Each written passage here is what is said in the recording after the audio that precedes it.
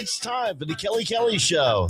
Kelly is an award-winning photographer and the owner of the website iloveclearwater.com. Doug is the author of 4 published books and a contributing editor for Florida Sportsman magazine. And now, here they are. This is Bianca Latvala, and I'm stepping in today and trying to fill the shoes of Kelly. I am joined here in studio by Pinellas County School Board member Katie Blacksburg, and luckily, my husband was able to make a couple of minutes time for me, and he is joining us by phone today to provide an update on what he has been up to other than baseball on the Pinellas County mission. Wait, who's your husband? Oh, the important thing is I am Bianca Latvala. My husband is Commissioner Chris Latvala. That is true. You are the superior of the bunch. Yes. I always enjoy hearing that. Chris, are you there? I am on the phone. I was going to say something nice about how Doug and Kelly are dear friends of mine, but you would be my favorite host. I'll take it. So we all know that you have been very, very busy in the baseball arena for the past couple of months. I know I personally have heard about it every day, but the people would love an update about where we stand with the Rays now that we're in the full swing of baseball season. Yeah, well, I enjoy watching the Rays play games on the field, and I'm glad that baseball season is upon us. Off the field, not much is new. And so, now I guess we're just waiting on Stu Sternberg to decide what he wants to do next.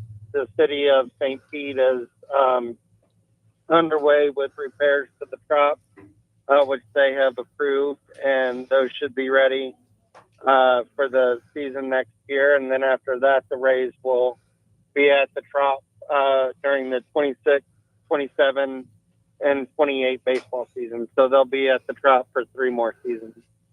And the commissioner of baseball, Rob Manfred, has been very supportive of keeping the Rays in Tampa Bay, probably more so than our own baseball owner, Stu Sternberg. The latest thing that he said is that he expects Stu to have a plan forward in keeping baseball here. So we'll see what Stu and his group, what plans they put forward. You have a work session coming up later this week for the county commission, and I know you have something a little different on the agenda. Do you want to share what that is that you're working on? Yeah, so something that I've talked about with our administrator, probably going back a year or so, is looking at a different form of government in Pinellas. And it has nothing to do with our administrator, because he does a good job, and I'm very satisfied with his performance. His name is Barry Burton. But I believe that in a county such as ours, we should look at perhaps having a county-wide elected mayor, or having a county-wide elected executive position. And I believe that the person that makes the day-to-day decisions should be accountable to the voters. And when we're in a state of emergency during a hurricane, or we're in a pandemic, the most powerful person in the county is the sheriff, but it's also our administrator. And I have no complaints with Mr. Burton's performance. He works at the will of the commission, so we can hire or fire him at any moment. But I believe, just philosophically, that position should be one that's elected and should be accountable to the voters. And so we're going to talk about that this week. We'll need a supermajority of the commission to put that on the ballot. I'm not sure that there's the votes to do that, but I think it's an important discussion to have. We started our administrative form of government in, I believe, 1963 or 1964. So having a once every 60-year discussion, I think, is a good thing for Pinellas County. But in addition to that, the reason why I'm not in the studio tonight is one of the boards and committees I sit on is I'm a board member of the Juvenile Welfare Board. I'm the county commission representative on that. And our CEO recently announced her retirement. So tonight we have a special board meeting to talk about our new CEO search. And coming up in June, you have your favorite time of year where you do your most important job as a commissioner. Yeah, so that's our that is our budget time, and so for 2 weeks in June we'll have our budget information sessions, and so all of the departments, all of the constitutional officers that we fund, the largest being the sheriff's portion of our budget, and roughly 42 to 43% of our county commission budget is the sheriff's budget.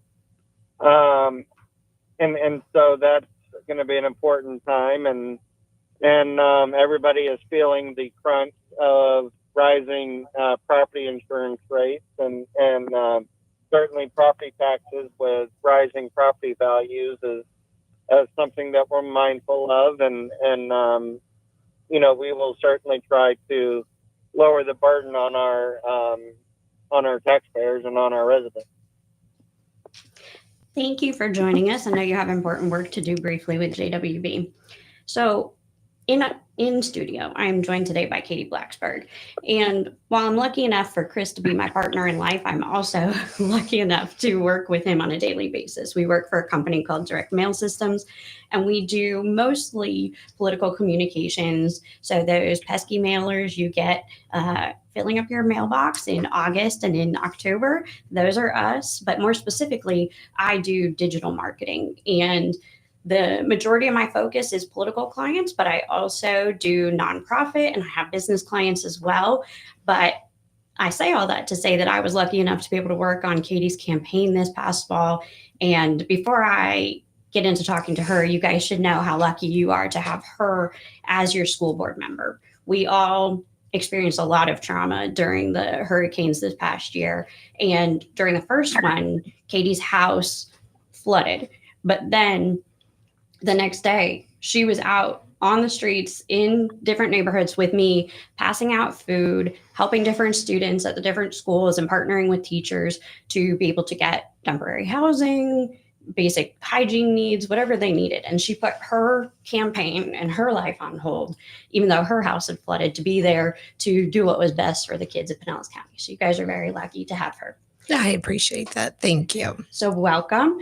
The first thing we got to talk about is what made you run for school board, because we all know that even just casually observing, that is not an easy job. It's not, but I will say I previously worked for your husband / because we know that's an easy job. It was interesting. It was an interesting mix. I worked for then Representative Latvala when he was the chairman of education for the Florida House in my district. And I worked as a district aide during that time. It was right in the throes of COVID. And I really had a chance to dig into constituent-based work and help people on a local level. And I really realized that you make the most difference at home and you can really have an impact. And so when the opportunity sort of came about that Carol Cook, our longtime school board member in our district, was going to retire, it was floated that, there was a possibility that I could run. And with the encouragement of Chris and friends and a lot of pep talks / maybe some not great talks, I decided to dip my toe in the ring. I have 3 young kids, and education has always been very important to me. It was instilled at a very young age by my parents. I'm the first of my immediate family to graduate college. So it was not an opportunity that was available to my parents growing up. So they always instilled in me the importance of education. And I had the opportunity to, like I said, make a difference in my own backyard, and I really wanted to. Well, and you are doing a great job. So before we delve into what you've done so far, I did want to talk about, because Katie's Race is the perfect example of why digital marketing is so important to a campaign. The school board races don't generally raise a lot of money. And what I do is I take a very small amount of money and I reach a very large targeted audience of voters. So how do you really think, especially when you could no longer knock on doors and personally tell people your message and why you were running, how do you think that really helped you get over the edge and to be able to win? Well, I will say, as a first-time candidate, I had experienced a tiny bit of, campaigning through Chris's campaigns. I worked with him while he was running for the legislature again. And though I wasn't, day to day involved in the campaign, I thought I had a vague idea, and you don't until you get into it and really understand. And as a first time candidate, it is very difficult to get your name out, get your message out, raise money, which is, obviously important to be able to pay for marketing and signs and all those things. So I will say that digital media really, really helped. You are amazing at what you do. Thank you. I know we had lots and lots of phone calls and talks and maybe a couple of therapy sessions / crying. Yes, I also provide candidate support. You do. You provide excellent candidate support. And you're amazing at what you do. I will say, not dating myself, but we didn't grow up with social media, and it is an art form to be able to address the nuances, be able to target the right audience with your message, and be able to get it out there. So before we take a break, the other thing that was on the ballot this year, apart from your name, was the referendum. Can you briefly share? It did pass. But can you share what exactly that's going to do to impact schools this year? Right. So Pinellas County is amazing in their support. Our voters are amazing in their support for public schools. About 20-ish years ago, the referendum first came on the ballot, and it was a $500,000 tax to support our public education. This year on the ballot, and it is subsequently passed for the last 20 years, 70, 80%. So this year on the ballot, it was recommended that we raise it to a full mill, and that goes to help support our teachers, teacher raises, arts and education, technology. So we are very, very lucky here in Pinellas that it passed resounding.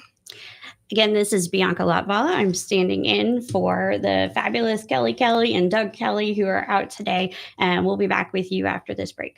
This is the TAN Talk Radio Network. In 1955, the law firm now known as Pernick, Caulfield, Averill, and Noyes made a decision. Instead of taking whatever cases came through their doors, they decided to focus specifically on personal injury. 64 years later, the law firm is one of Clearwater's longest-running personal injury firms. Available 24 hours a day with offices in Clearwater and throughout Tampa Bay, they're ready to put decades of experience to work for you if you or a loved one has been injured in a car accident or injured due to someone's negligence or recklessness. If you feel overwhelmed, uncertain, or unsure about your next steps after being involved in an accident or after a loved one sustained serious injuries due to someone else's negligence, call Pernick, Caulfield, Averill, and Noyes at 727-796-8282 or online at usalaw.com. That's 727-796-8282 or online at usalaw.com. Non-attorney spokesman. Shop the largest selection of Guy Harvey apparel, artwork, and gift items at GuyHarvey.com. From the world-renowned marine wildlife artist, the Guy Harvey online shop features the latest in performance apparel, classic Guy Harvey t-shirts, decor for every room in your home, exquisite ocean-inspired jewelry, and unique gift items, including custom merchandise not available anyplace else. Browse an extensive catalog of original Guy Harvey works of art and a full range of beautiful reproductions. As with all Guy Harvey merchandise, a percentage of sales benefits the ocean conservation, research, and education work of the Guy Harvey Ocean Foundation. The Guy Harvey Ocean Foundation will help ensure that future generations can enjoy and benefit from a well-balanced ocean ecosystem. Bring the undersea world into your everyday life at GuyHarvey.com.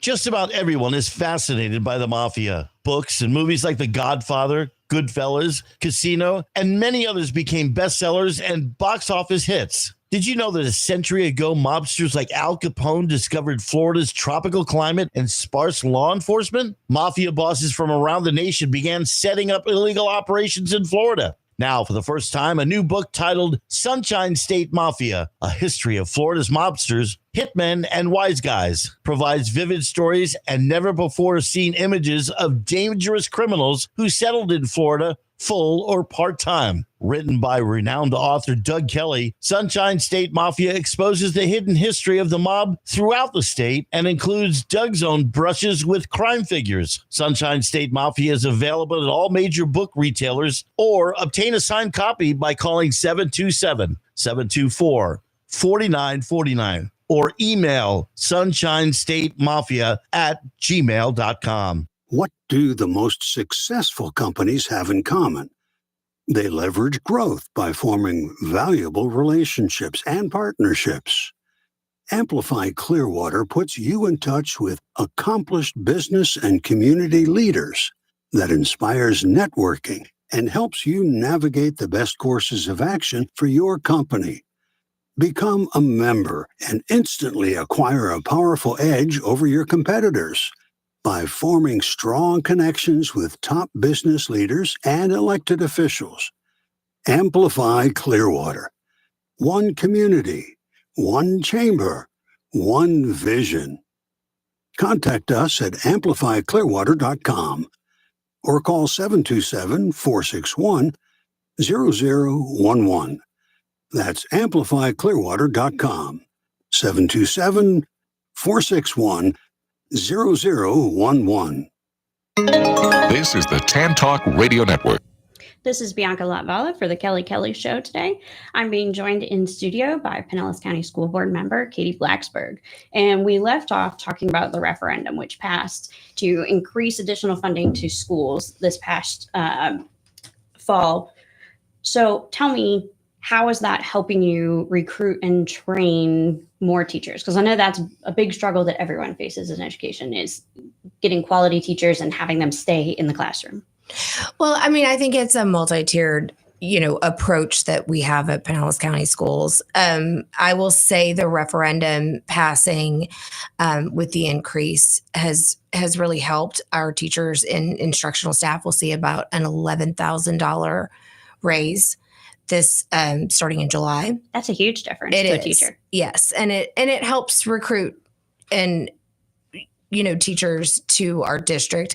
In addition, which we're really excited about, is this is the first year that we're able to give support staff raises. So that's about $2,900 or so a year starting in July. And none of these increases in salaries will affect administrative. It all goes to our teachers, our instructional staff, and our support staff. So we know the legislative session in Tallahassee has been a little different this year. So how are any of those changes going to be affecting the Pinellas County School District? Well, it puts us in a little bit of a bind because, as everybody does right now, budget talks are going on and we're trying to work on our budget. We obviously can't get a clear picture of that until our legislators pass a budget in Tallahassee. I will say that early talks and looking at the House and Senate proposals, along with governor's proposal, it is frankly not great for public schools. So we're looking at severe cuts to our budget in our school districts and across the board in the state. There's also talks about cutting add-on weights. So the extra additional funds for AP, IB programs, and especially career technical education, all those programming are looking to get cut about half. And there's been a huge focus in the past couple of years in increasing technical education in high school so that, we have workforce ready students graduating. Yeah. And that is really difficult. I mean, when you're looking at an AP class, say it's AP French, you pay the teacher, you pay for the books, you pay for the test itself. And those are, our budget allows for that. But when you're looking at career technical education, we're looking at our welding programs. We're looking at, our HVAC program, lots of programming that requires additional equipment, additional certifications, all of those. And we don't pass on any of those costs for testing at all to our students. So to cut that funding really puts our schools in a bind. That is tough because I know that there have been a lot of students who have been taking advantage. So hopefully. And it's great because a lot of these programs that we are able to offer allow our students to get a job right out of high school. Right. We have a friend whose son graduated from the technology magnet, and he has gotten multiple certifications since then. And it really fit his calling and what he wanted to be, doing with his life. And so hopefully the state will find ways to help continue to make those things happen. I want to go back to talking about the hurricane because I think there's some things that people don't understand, and that's how strongly it affects students because our schools are our shelters. And this year, having 2 back-to-back hurricanes was obviously very challenging on everyone, but it meant that kids were out of school for a long time. So what have you guys done what have you learned from that experience? How have you helped kids transition back in, especially when their lives are currently still probably in turmoil because most people aren't in their homes yet? Yes, and including myself. So I understand and I empathize. I will say that as far as preparedness and being able to open up our schools with shelters, that is an ongoing process that our safety and security and our operations team works around the clock to handle, especially with the fact that we're at hurricane season again, starting in June. I know, so we're there. I think everybody's holding their breath. We had some issues. Gulf Beaches Elementary is still not open, but I will say with the help of the Pinellas Education Foundation and partnering with them, we were able to work on getting our teachers exactly what they needed, that, where they lost supplies and things like that. We were able to help our teachers out, people that were displaced, as well as help our students. I know I mentioned earlier how we were helping individuals in Clearwater whose apartment complex had flooded, and it was the teachers at the elementary school next door to their apartment complex who dropped their lives and their problems, and they were there because you had a lot of individuals who didn't speak English, but they were comfortable and knew the staff at that school, and those teachers were there, and they were providing support, comfort. They were getting answers when, those individuals didn't know how to get to a shelter. So, the teachers really were the backbones in all of this. So being able to help them in their own lives get a little more stable and help fix up their homes is probably the least we can do. Yes. And I will give a shout out to Sarah Painter and the staff and administration. Former teacher of the year. Yes, our former teacher of the year from Eisenhower Elementary. You're speaking about the Standard apartment complex, which flooded in Milton. So I was already displaced from Helene, then Milton happened, and that entire complex got flooded. So the entire community there was displaced, and a large portion of that population attends Eisenhower Elementary. And literally within, I want to say 24 to 48 hours, it was a community effort, not run by any organization at all, but community volunteers. But those teachers were definitely leading. No, I will say, were yes, the pillars of that community. They were, and it is a testament to the community mindedness of our schools and the way that they care about our kids and our their families, that they were the first ones, at that complex and offering support and help. They were awesome. So I have to wonder, with all the hurricanes displacing so many individuals, has that affected enrollment? And I know in general across the state of Florida, enrollment trends seem to have gone, down. So what is it that's causing this? Is it people leaving Florida? Is it people having less children? What is really causing the change in enrollment? So enrollment across the state has gone down in public schools. As in Pinellas County, it's attributed to our birth rates. So birth rates across the district have continued to decrease.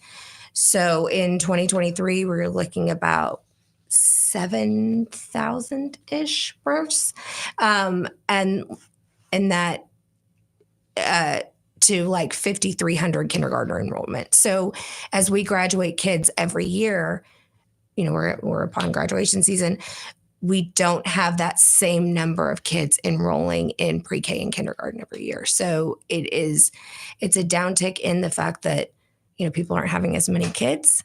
Pinellas is very expensive to live in. So we don't have a lot of young families moving here. And, it's a trend that we see across the state, but it's affecting us for sure.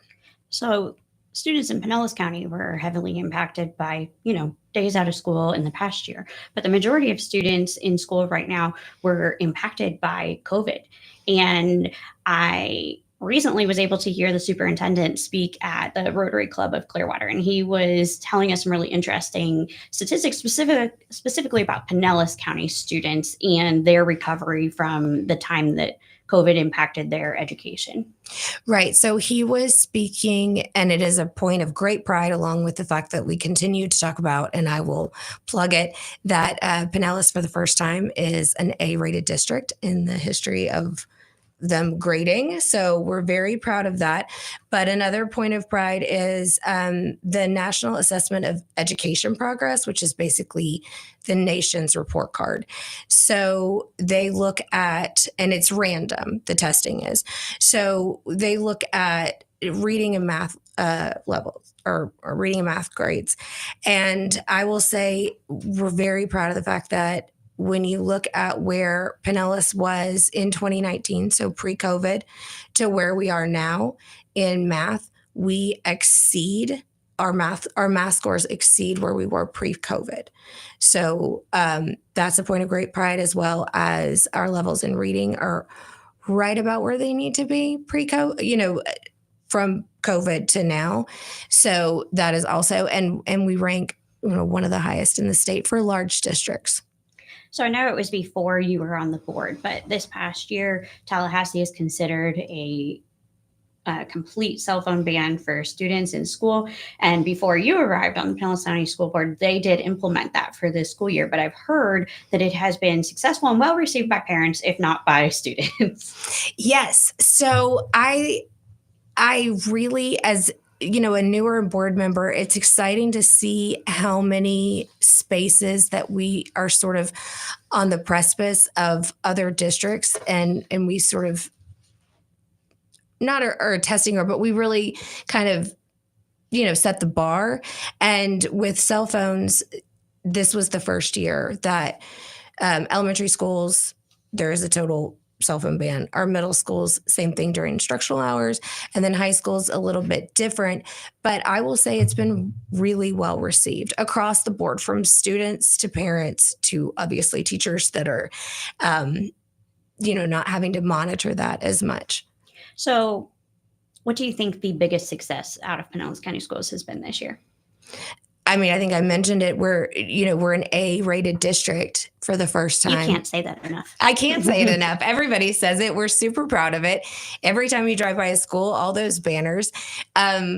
It's a huge point of pride considering how large our district is, and the fact that our teachers and our students and administrative staff have worked really, really hard to achieve that, and we can't say it enough. So what has been the best thing, or the thing that has surprised you the most now that you're there? Because you worked very hard to get to this place, and I'm sure it still feels surreal sometimes, but what is the best part of this job? I will say my favorite part is visiting schools and seeing how amazing our public schools are and how innovative they are. The amount of programming, you think that you have an idea until you really get in and start to see the just the amount of programming. I mean, like I said, I have 3 kids. I've got one in high school, one in middle school, and one in elementary school. And my youngest attends a Pinellas County school. My older ones are in a private school. And I will say the amount of programming offered and the attention to students in our public schools far exceeds where, what I've seen sometimes in our private schools.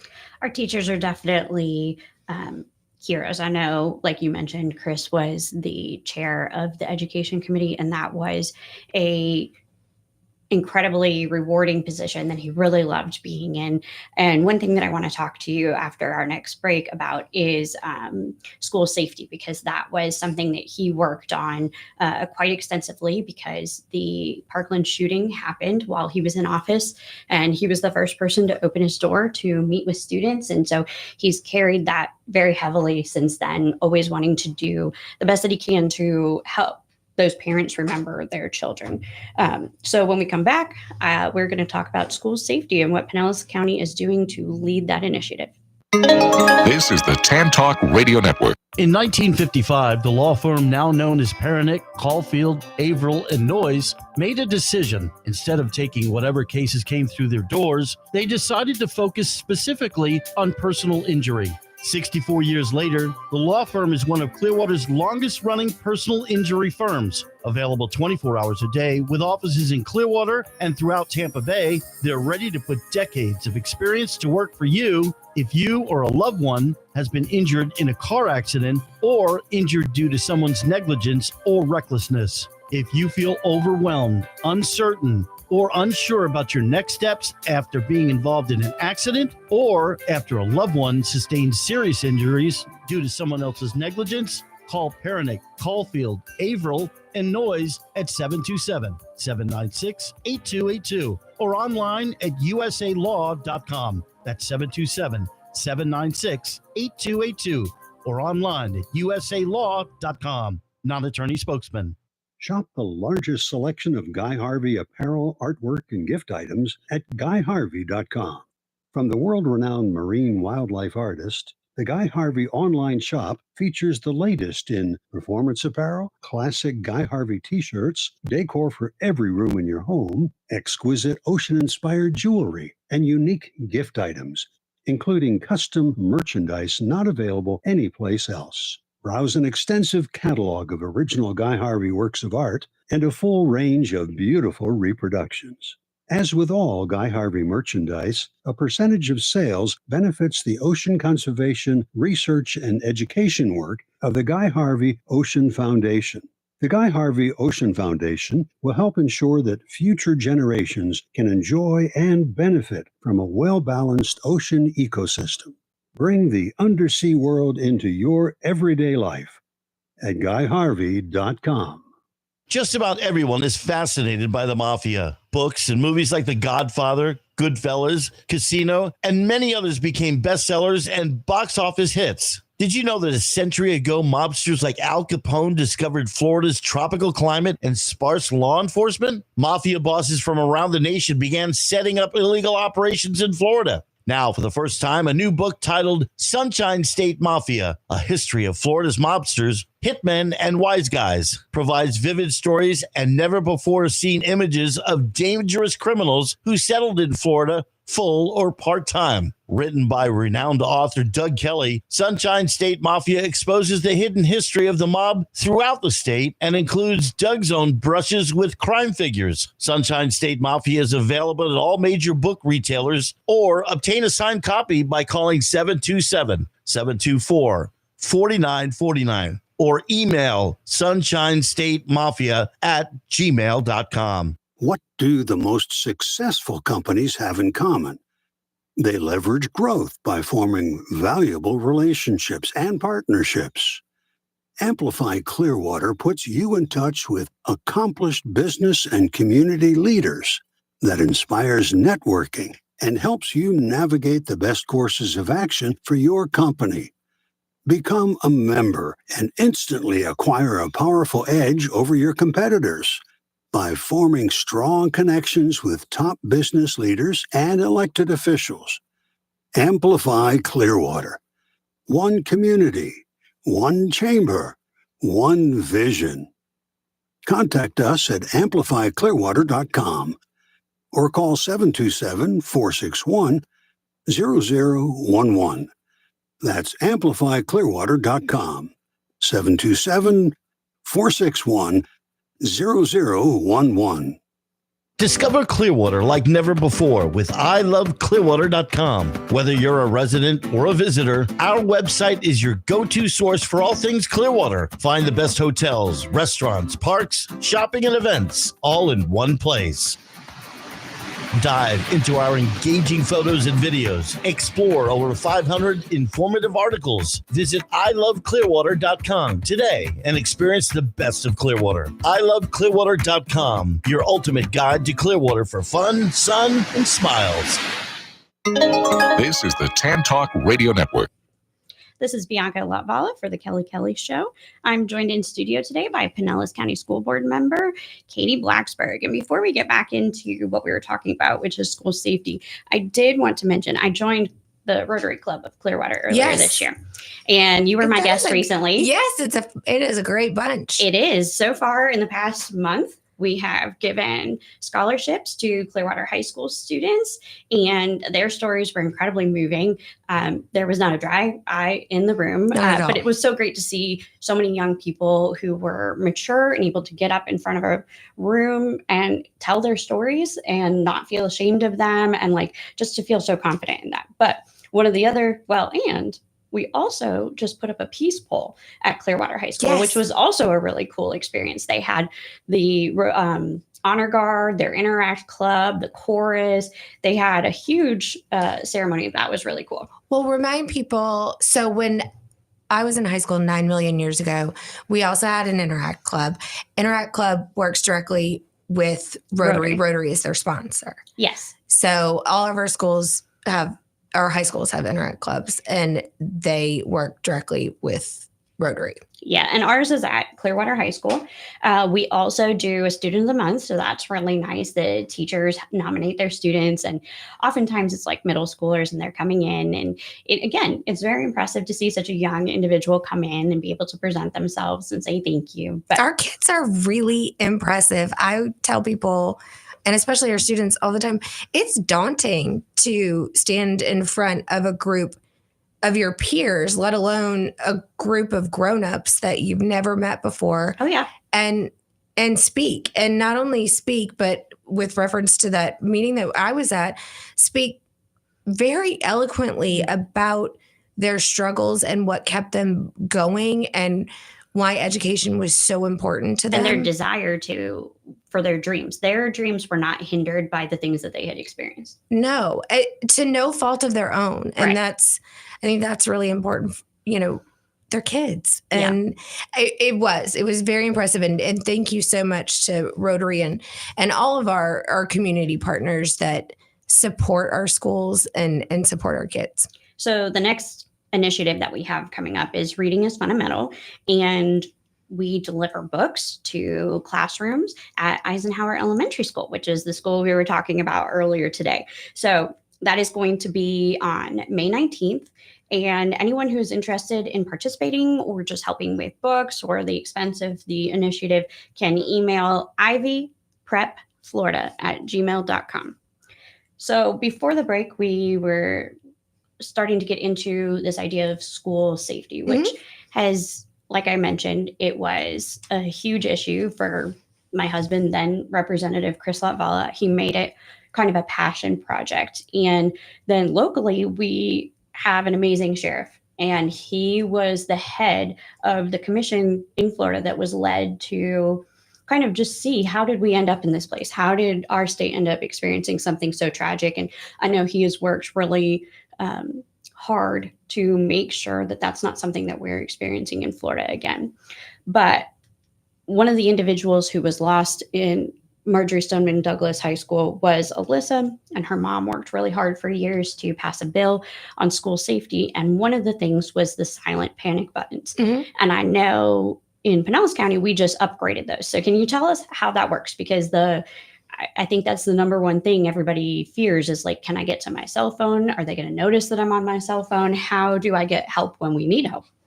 Right. So I will say, I know I campaigned a good deal on school safety, and we are very, very lucky that Pinellas County has our sheriff, and that I feel like we are on, we really are at the top of school safety initiatives in the state. And that is due in a good part to our sheriff, his team, Chief Wilson, who is our Pinellas County Schools chief, and really looking at we constantly monitor. We all know that our kids are safe, but that it is a constant monitoring, and how can we be on, at the forefront of school safety initiatives. And these silent panic buttons are, a really, really indicative of where we feel that we need to be at. Again, some of our school safety initiatives are supported by the state, but a lot of it comes out of our pocket. And it's something that we feel that is a necessary and much needed expense. So we're happy to do that for the safety of our kids. But these silent panic buttons are something that our teachers will wear around their neck. They are easy to access.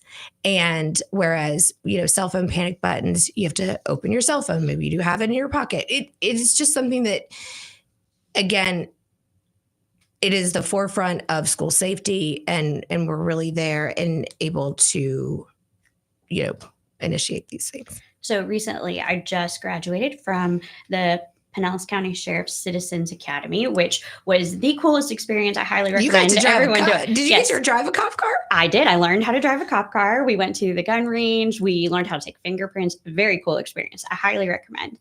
But we were able to talk about the roles of law enforcement in schools. That was highlighted there. But now I'm doing the Pinellas Citizens University, which is put on by the county. Mm-hmm. So our first meeting was all about the budget. So I am fully prepped to ask Chris a million questions come June when they are going over the budget.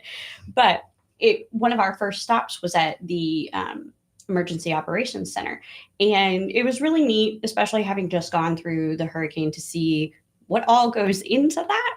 But also we toured the 911 call center, and they have a big board that shows like the number of active calls, the number of individuals available to take those calls. And there is a specific line item for schools. And not that I wasn't assured before, but it made me feel really good, because like, it's not just another call in the list when people are calling 911 and maybe it's a kid who accidentally called or whatever. It is like a top priority. It pops up right there. It is a school alert. And I just thought that was the coolest thing, that it was just so important to them to make sure that it was called out in that way. Well, it is. And, again, school safety is a multi-faceted issue. Part of what we do, as a district, our see something, say something, is we have an anonymous reporting system.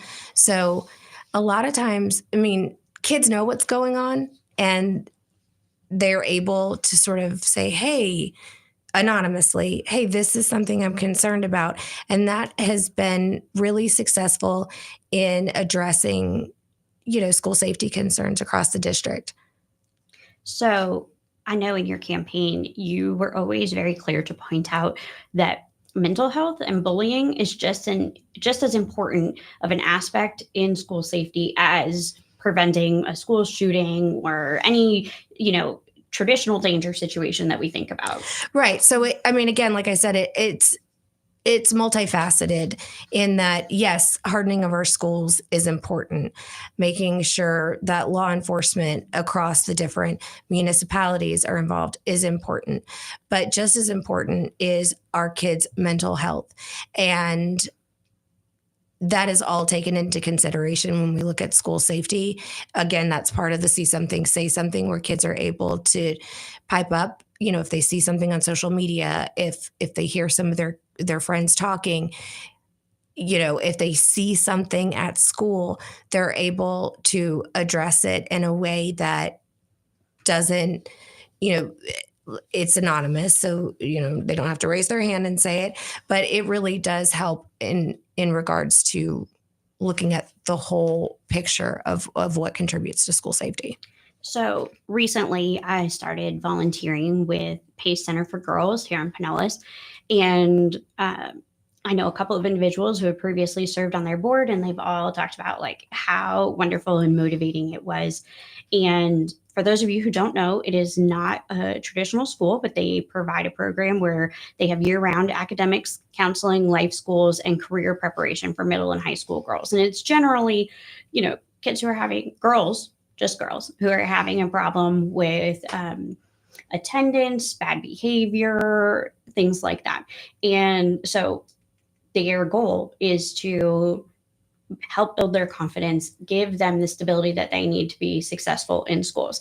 And so as a result of this, 6 in 10 girls who have attended PACE have improved academically measured by the Florida STAR testing.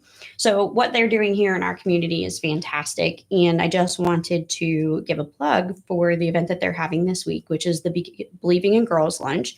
So on Thursday, May 15th at 11:30 a.m. in St. Pete, it's at the Art Museum.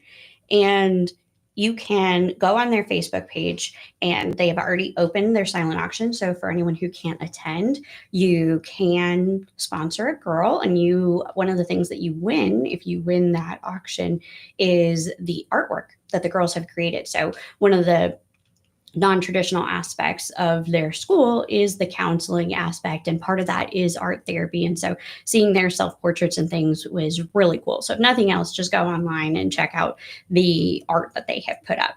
And then this past week, both Katie and I attended the Beth Dillinger Foundation lunch, who is also a partner of PACE, and they support Beth's Closet, where the girls get to go in a couple times a year and pick out a few items, and they put a strong importance on them being new items.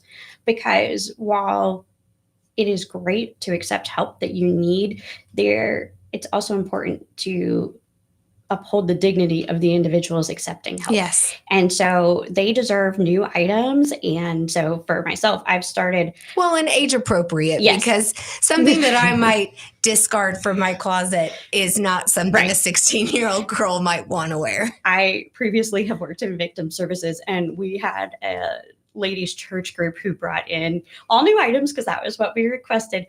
But it was obvious that they were a totally different generation who was shopping for these individuals. And while it was very appreciated, you're right, my closet may not be what they want. But my favorite thing to do is research new beauty trends. So when I buy myself new things, I buy a couple extra things for the girls that I know are very trendy and popular that they are going to love. And I have a stash waiting to take with me to add to Beth's Closet. Yes. And we are, again, like I say, our community partners are amazing in Pinellas County, and Kay and Bob Dillinger, the late Bob Dillinger, were, continue to be such amazing advocates for education for our kids, especially, at PACE. So, and they do so much.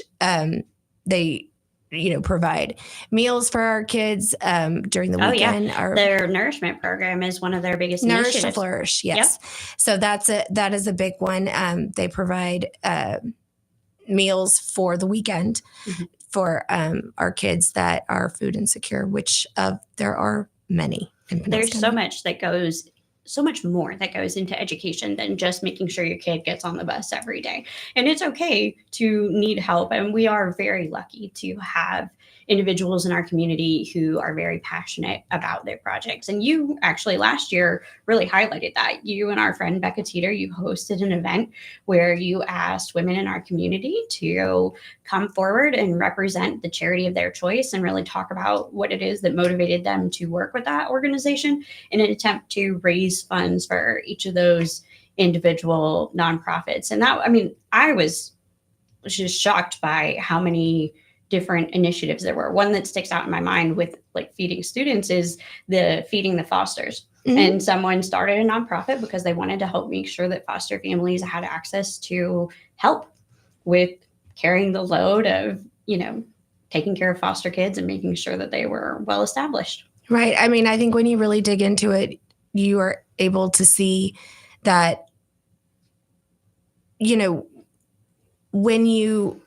we have a lot of kids that are unhoused. We have a lot of foster kids in Pinellas County schools. So making sure that they're fed is important because yes, we can get them to school, but if they're not adequately nourished, you can't learn. They don't have energy. It's the hierarchy of needs. You have to be fed. You have to feel safe. And then you're able to learn. If you don't have those basic needs, then learning doesn't happen.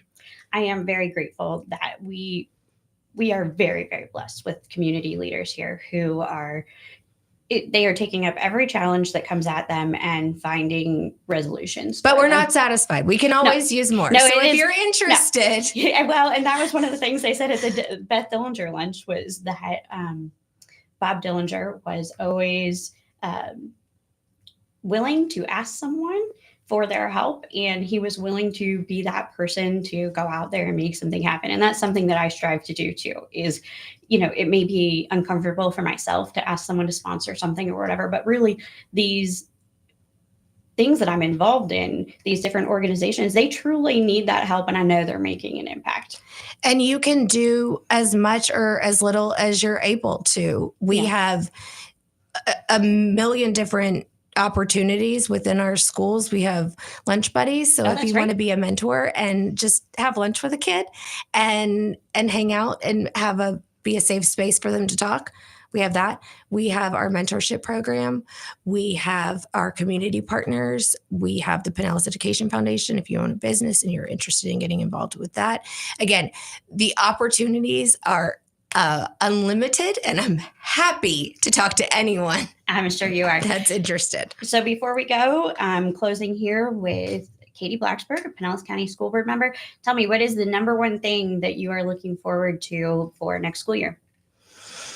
Oh, goodness. I think, I don't know if looking forward to is getting more than anything right now. I think everyone in, public service is looking forward to getting past budget talks. Well, June is almost here, and once that is come and gone, I'm sure everyone will be able to take a deep breath. At least if you listen in on those talks, I think for those who are struggling, that really will show everyone that your elected officials are in tune with what you're experiencing, because they are not just experiencing it personally, it's part of their job. So I am Bianca Latvala, and I have done my very best today to fill in the big shoes of Kelly Kelly and Doug Kelly, but it's always great to come on the Kelly Kelly show, and I was so blessed to be able to be joined by Katie Blacksburg today. So and we wish Doug a speedy recovery. Yes, I hope that they both start doing well soon. I know that coming back from surgery is not always easy. So thanks.